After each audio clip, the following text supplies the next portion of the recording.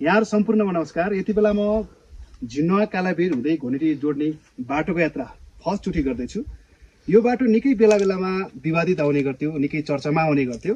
यो बाटो पूर्ण रूपमा कम्प्लिट रूपमा अहिले यो बाटो जोडिसकेको छ। यो बाटोलाई भौगोलिक हिसाबले पनि साथ नदिएको अवस्था हो। तपाईहरु देख्न सक्नुहुन्छ यो चट्टानहरू फोर्न निकै गाह्रो थियो।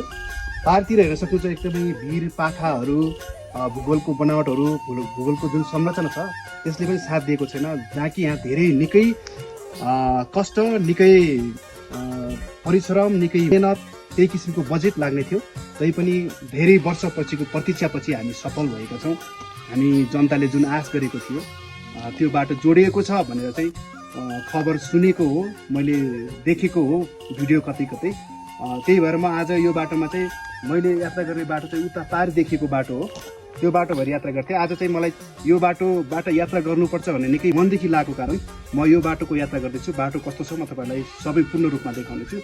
बाँकी तपाईँहरूले चाहिँ यो बाटोमा अझै सुधार गर्नुपर्ने कुराहरू, अन्य केही कुराहरू छ भने बाटोको अवस्था हेरेर तपाईँहरूले प्रतिक्रिया दिन सक्नुहुन्छ।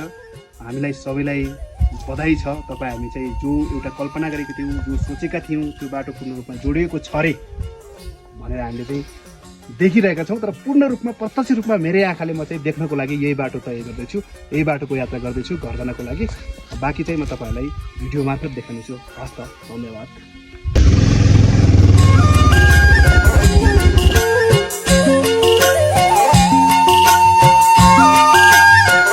तपाईँहरूले पारि देख्न सक्ने गाउँ चाहिँ घोरेटी मुनिको गाउँ हो। त्यसलाई राजाखर्क भन्छ। मनलाई पनि आनन्द मिल्ने खालको बाटोको यात्रा गर्दैछु म आज। निकै शान्त भएको छ किनकि यो बाटो पहिले हामी चाहिँ पैदल यात्रा गर्ने बाटो हो। पैदल यात्रा गर्दा पनि निकै कठिनाइ ठाउँहरू थियो धेरै ठाउँमा। तर त्यस्तो ठाउँलाई पनि चिरफार गरेर अब बाटो पूर्ण रूपमा हामीले आवत जावत गर्नको लागि, गाडी सवारी साधनहरू चलाउनको लागि चाहिँ पूर्ण रूपमा हामी सफल भएका छौँ। यहाँ निकै गाह्रो कठिन अवस्था थियो तर बाटो राम्रै रहेछ।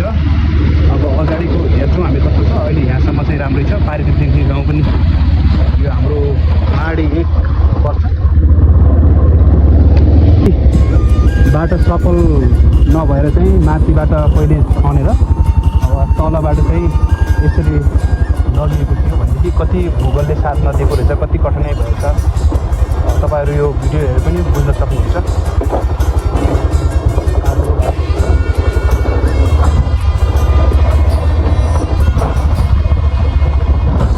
अलिक साग्रो जस्तो लाग्यो। त्यति नराम्रो रहेनछ बाटो, एकदमै राम्रो रहेछ। खुसी लाग्यो यो देखेर। जो यो किसिमको धेरै वर्षपछि भए पनि जो पहल गर्नुभयो त्यसको लागि चाहिँ जसले गर्नुभयो सबैलाई विशेष धन्यवाद दिन चाहन्छु। यो बाटो निकै टाइम लाग्यो, निकै समय लाग्यो। यो बाटोमा जेसीबी पनि लडेर चाहिँ एकदमै क्षति भएको थियो।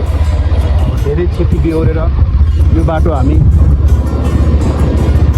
लिन सफल भएका रहेछौँ।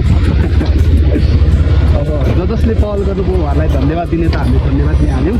तर पनि सबभन्दा मेन कुरा चाहिँ चासोको विषय भनेको जनताहरूलाई हुन्छ। त्यो भएको कारण बाटो अलिक डेन्जरै हुन्छ। यहाँनिर चाहिँ है बिस्तारै जानुपर्छ।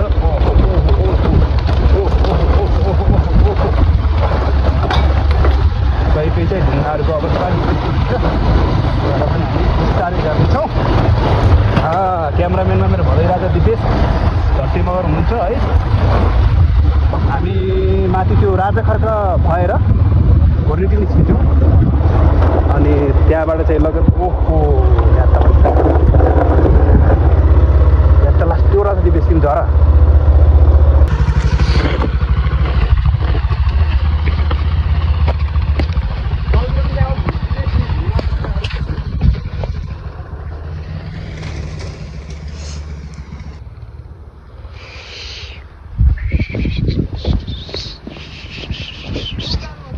यति बेला चाहिँ ठ्याक्कै उता झिन्वा कालाभिर हुँदै जोड्ने घोरेटीको बाटो अनि प्लस यता माथि हाम्रो बाङ्गेताल डिमरे गाउँ छ त्यहाँ कस्तो ठाउँ छ भनेदेखि त्यो ठाउँमा अहिलेसम्म सम्पर्कविहीन भएर मान्छेहरू बस्नुपर्छ। त्यहाँ टावरको सुविधा छैन, टावरले कभरेज गर्दैन, त्यस्तो एरियामा चाहिँ बस्नु छ। यो यही बाटो भएर जाने गर्छ। बाटो त पुगिसक्यो उहाँहरूलाई, लगभग गाउँमा बाटो पुगिसक्यो। तर उहाँहरूले अपेक्षा गरेको र चाहेको कुरा भनेको अब जसले पनि गरिदिनुपर्ने र यहाँको जनताको लागि सोच्नुपर्ने कुरा के छ भने उहाँहरू अहिलेको युगमा अहिलेको समयमा पनि सम्पर्कविहीन हुन्छ। टावर समात्न निकै माथि डाँडा डाँडामा पुग्नुपर्छ। त्यो अवस्थालाई चाहिँ मध्यनजर गर्दै सम्पर्क हुनको लागि नेटवर्कको व्यवस्था, टावरको व्यवस्था गर्नुपर्नेछ। त्यही गाउँ हो यो बाटो भएर जान्छ। निकै माथि डिमोरी जान पाइएको छ। त्यही बाटोमा छ अहिले। मैले हजुरलाई अघि देखाएको बाटो त्यही हो, तपाईँ सर्लक्कै देख्न सक्नुहुन्छ। जङ्गलमा जो सहजै तरिकाले चाहिँ यात्रा गर्न सकिने रहेछ यो बाटो हामीले यात्रा गऱ्यौँ।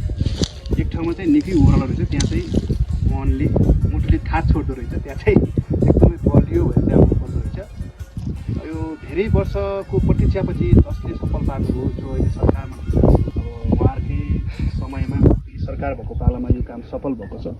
हामीले उहाँहरूलाई धन्यवाद दिनुपर्छ, किनकि उहाँहरूको सरकारमा जुन किसिमको काम भयो, जुन किसिमको पहल गर्नुभयो, उहाँले पहल गरेर यो सक्सेस भएको छ। भएको कामलाई चाहिँ हामीले भएको छ भनेर चाहिँ धन्यवाद दिन सक्नुपर्छ। हामी त्यसमा विशेष धन्यवाद दिन्छौँ, किनकि यो भनेको सबैले प्रतीक्षा गरेको थियो, सबैले चाहिँ वेटिङ गरेको थियो। निकै लामो समयदेखि बाटो कहिले आउँछ भनेर चाहिँ निकै मान्छेहरू, यहाँका जनताहरू चाहिँ प्रतीक्षामा बसेको थियो। तर अहिले सहजै तरिकाले, अब बर्खामा त यात्रा गर्न नसक्दा बेग्लै कुरा छ, अहिले चाहिँ सहजै तरिकाले चाहिँ यात्रा गर्न सक्ने अवस्था रहेछ। त्यही भएर चाहिँ मलाई एकदमै इन्ट्रेस्टिङ लागेको थियो। यो बाटो यात्रा गर्दा कस्तो हुन्छ हिँड्न मन लागेको थियो। म यात्रा आज यतिबाट गरेँ, जस राम्रै रहेछ। अब गाडीहरू चाहिँ सहजै हिँड्न सक्ने, बाइकलाई चाहिँ कतै ढुङ्गा खाल्डाखुल्डी गर्दाखेरि अलिअलि अप्ठ्यारो त भइहाल्छ। तर एक ठाउँमा निकै ओह्रालो रहेछ, त्यो ओह्रालोमा चाहिँ सातो उड्ने रहेछ। ख्याल गरेर चाहिँ सबैजना हिँडिदिनु होला। यो बाटो तपाईँहरू पनि यात्रा गर्न चाहनुहुन्छ भने यात्रा गरिदिनुहोस्, कि मलाई पनि मनैदेखि लागेको थियो। त्यो इच्छा तपाईँहरू पनि मेटाउन चाहनुहुन्छ भने यो बाटो भएर तपाईँहरू हिँड्न सक्नुहुन्छ।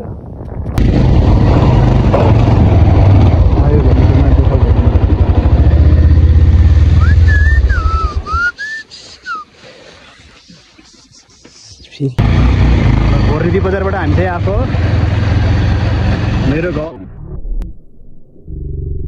छोडिदियो। पातलको वन भन्छ, पातलको वनमा पनि हामी पूजा आजा गरेको ठाउँ हो। प्लस हाम्रो आर्यघाट छ, मान्छे बनाउनु गरिन्छ। त्यो ठाउँमा आइपुगेको छौँ हामी। यो पार्कदेखि चाहिँ हाम्रो साथीको ओतगाडी पर्छ। ओतगाडीको 3-4 वटा पर्छ। एकदमै रमाइलो ठाउँ छ यो। तिनचौर, चौर, फुलबारी, थाला लगायत माथि माथि चाहिँ पाले के भन्छ यो हाम्रो टोलको नाम। एकदमै रमणीय बस्ती छ। उता सर्लकै यही एरियाबाटै चाहिँ हाम्रो दुधलाबाट पनि देख्न सकिन्थ्यो। तर यो उत्तिसरो ठुलो भएछ। त्यो ठुलो भएको कारण यसले सेकिया कारण हाम्रो गाउँ देखिँदो रहेछ। हामी तलबाट देखाउने कोसिस गर्नेछौँ। साथीहरू देख्न सक्नुहुन्छ कि हाम्रो गाउँतिर यस्तो अब लाली गुराँस ढकमक्क भइसकेको छ। एकदमै मनमोहक छ, हेर्न लायकको दृश्य छ। आज मौसमले पनि साथ दिएको अवस्था छैन। यहाँबाट सर्लक्कै पारितिर चाहिँ हिमाल देखिन्थ्यो, तर हिमाल आज देख्न सकिरहेको छ, किनकि बत्ती गरिरहेको छ, बादल लागिरहेको छ। यो बाटो चाहिँ हाम्रो किमचोर गाउँ जोड्ने बाटो। यताबाट चाहिँ के अरे हाम्रो गाउँ देखेन, हामी उताबाट भिडियो लिन कोसिस गरिरहेका छौँ। त्यही भएर उता गइरहेको छौँ। बाटो पनि चेक गर्दैछौँ कस्तो छ है। यता पनि बाटो राम्रै रहेछ। आएको टाइममा सबै बाटो चेक गर्नु पऱ्यो। यो चाहिँ मेरो गाउँ, जो कि जबाङ दुधलाउट भन्छ। निकै रमणीय छ, देख्न सक्नुहुन्छ। आफ्नो गाउँको चाहिँ प्रशंसा गऱ्यो, आफ्नो गाउँ चाहिँ राम्रो भन्यो भन्नु सक्नुहुन्छ तपाईँ। तर त्यस्तो होइन, एकदमै मिलेको ठाउँ छ। आफै जन्मेको, आफै हुर्केको ठाउँ भएर पनि होला निकै माया लाग्ने गर्छ यो ठाउँको। निकै प्रेम बसेको छ यो ठाउँसँग, किनकि हाम्रो बाल्यकाल यही बितेको छ।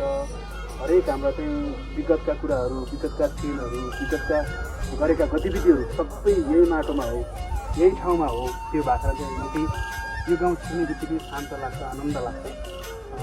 र योपालि झन् अब निकै विशेष गरी फेरि ठाउँ ठाउँमा बाटो पुगिरहेको छ। ठाउँ ठाउँ बाटोमा हिँड्दै अवलोकन गर्न पाइयो। त्यो अवसर थियो। फेरि पनि उता हाम्रै गाउँमा छिर्ने, अर्को माथिको गाउँमा छिर्ने नयाँ बाटोको रुट खोलिरहेको रहेछ। जेसीबी पनि लागिरहेका छ। यो ठ्याक्कै मेरो ससुराली घर नजिकै, मेरो जेठङ्कै घर अगाडि पुगेको रहेछ। त्यो माथिल्लो घर तल्लो घर भनेको मेरो ससुराली घरहरू पर्छ। ठ्याक्कै ससुरालीको घरको अगाडि जेसीबी गरेर लागिरहेको रहेछ। जस आनन्द लागिरहेको छ यस्तो कुराहरू देख्दाखेरि।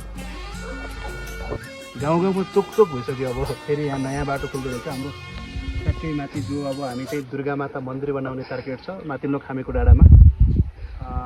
त्यही जाँदैछ यो बाटो। ठ्याक्कै अब चोकै चोक रहेछ, त्यही बाटो हामी चाहिँ फेरि जाँदैछौँ, यात्रा तय गर्दैछौँ।